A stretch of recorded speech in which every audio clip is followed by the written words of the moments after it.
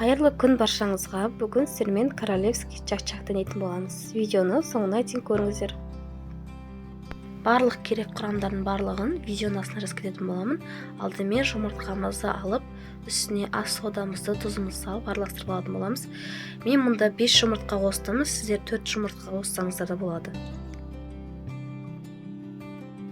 Ұнымызды аз мөлшерден салып, венчиктің көмегімен араластырып алатын боламыз бастапқысында.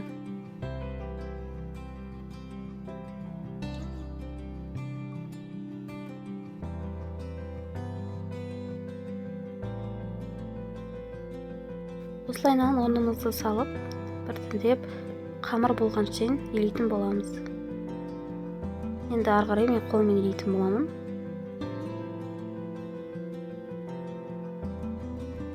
Бізде мінекей осындай қамыр шығу керек.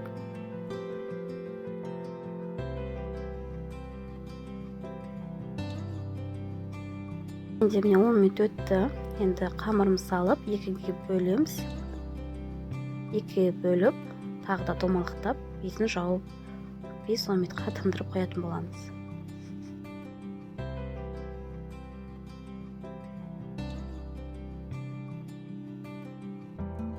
Міне уже тынды. Енді алып, нанымызды жаятын боламыз.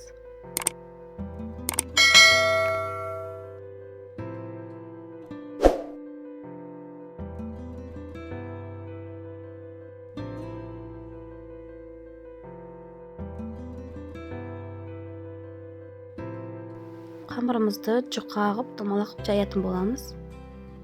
Қамырымыз жұқа болғаны жақсы, өте хрустящий болып, күшті болып шығады. Бізде ас содасы болғандықтан ол біраз пышный болып көтеріледі. Сол себепті өте жұқа қылып жая беріңіздер.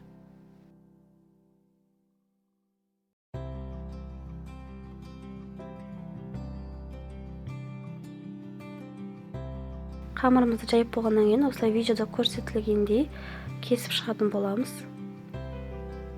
Біздің қамырымыз осындай жұқа жайылуы керек. Барлығын енді турап шығатын боламыз. Осылай ұзын шақтығып.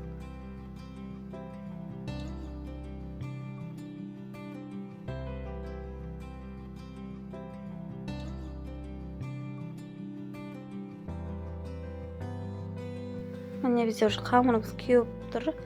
Енді осылай бірінің үстіне 2-3-ден қойып, ортасынан кесіп, тағы да қойып, осылайынан тұрасаңыздар, бір-біріне жабыспайтын болады.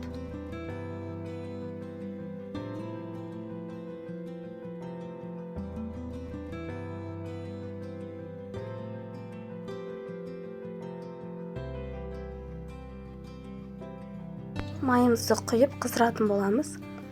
Міне менде уже майым қызды. Енді осылай салып пісіретін боламыз. Тез пісады, 1-2 минуттың ішінде. Осылай екі жағын аудартып, қызарғанша пісіріп алатын боламыз. 2-3-4 рет салып пісіріп алғаннан кейін, майымызды тағы да құрызын біраз қыздырып алыңыздар. Содан кейін барып тағы да салып ары қарай пісіретін боласыздар. Сол кезде осылай тез-тез тағы пісетін болады.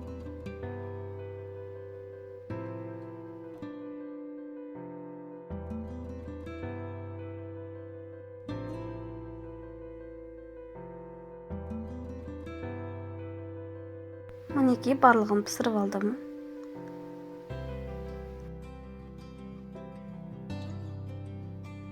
Енді сиропқа кірісетін боламыз. Балымыздың үстіне қантымыз салып, баяу отта ерітетін боламыз. Мұнда менде қуырылған күнжіт. Ішіне мейіз салсаңыздар да болады. Мен күнжіт салдым. Енді сиропымызды бірден құйып, араластыратын боламыз. Осындай домалақ формаға салатын болам. Сіздер басқа формаға салсаңыздар да болады, 4-пішті формаға салсаңыздар болады, или құр ыдысқа салып қойсаңыздар да болады. Осылайынан салып, үстінен нығыздап, басып салып отыратын боламыз. Енді осының үстіне тағы кішкентай формамызды қойып, соның үстіне де осылай салып, үстінен басып, нығыздап салатын боламыз. Үсті жақ формаға мен сәл мейіз қосып жібердім чак-чактың ішіне. Енді әсемдеу жағына кірісетін боламыз. Әсемдеу жақ өз еріктеріңізде. Мен осылай әсемдейтін боламын. Қызыл өрікпен, мейізбен, орехпен. чакчактың ішіне осы мейізімізді, орехтерімізді да қосуға болады. Мен өзім кунжутпен жақсы көремін. Қызып тұрған табада майсыз, ештеңесіз кунжуттың құр өзін қуырып аламыз да салсаңыздар өте дәмді болып шығады. Мен үсті жағына ғана біраз мейіз қосып жібердім.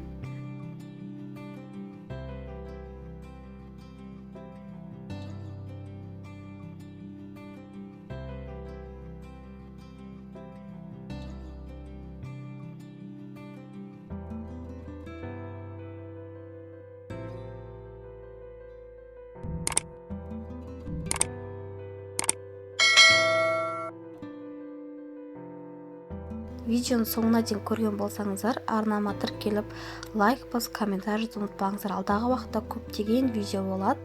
Астарыңыз дәмді болсын.